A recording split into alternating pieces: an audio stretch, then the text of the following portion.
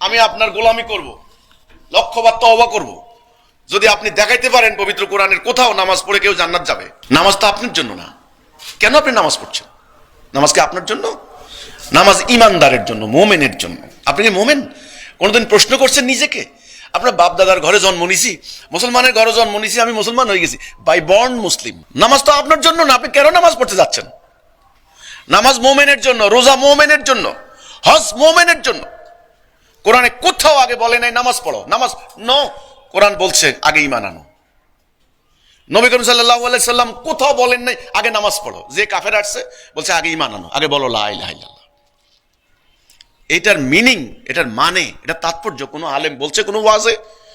বলবে না। এটা বললে টাকার বান্ডেল বন্ধ হয়ে যাবে। কারণ নবী কলেমার কথা কয়ে পাথর খেয়েছেন, আর আপনি টাকা খাবেন, এটা হতে পারে না।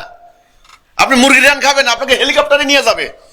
আমি তো ইসলামের কথা বলি, আমাকে কথা বলতে দেওয়া হচ্ছে না কেন? কলেমার মূল কথা বলেন।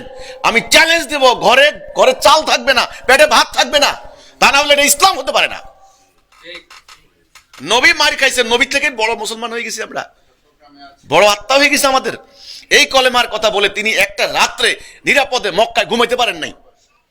এই কলেমার কথা বলে তিনি মার খেয়েছেন, 78টা যুদ্ধ করেছেন, যুদ্ধ করতে হয়েছে ওনাকে। আর আপনি ইসলামের কথা বলে আপনি মুরগির রান খাবেন, এ তো হতে পারে না। তাহলে কলেমাটাই হলো মেইন, ইমানটা হলো মেইন। লা ইলাহ, মানি না কোনো ইলাহ ইল্লাল্লাহ, আল্লাহ ছাড়া। আল্লাহ ছাড়া আমি কারো হুকুম বিধান মানি না। এটা হলো প্রথম অঙ্গীকার নামাজ পড়ে। এই অঙ্গীকারটা যে করবে সে মোমেন। সুম্মা লাম ইয়ারতাবু, এটার উপরে ইতমিনান হতে হবে, দাঁড়িয়ে থাকতে হবে। হ্যাঁ, গুলি করলো আমি পিছপা হব না, এটার নাম সুম্মা লাম ইয়ারতাবু। তারপরের অংশ হচ্ছে জিহাদ করতে হবে জানমাল দিয়া। তাহলে এখন আজকে আমাদের দেশে আইন চলে, হুকুম চলে, বিধান চলে মানুষের, আল্লাহর না। লা ইলাহা ইল্লাল্লাহ মানে আমি আল্লাহর বিধান ছাড়া কারো বিধান মানি না। ওকে, এবার আপনি বিয়ে করতে বসছেন, এখানে আল্লাহর কি বিধান আছে আপনি সেটা মানবেন।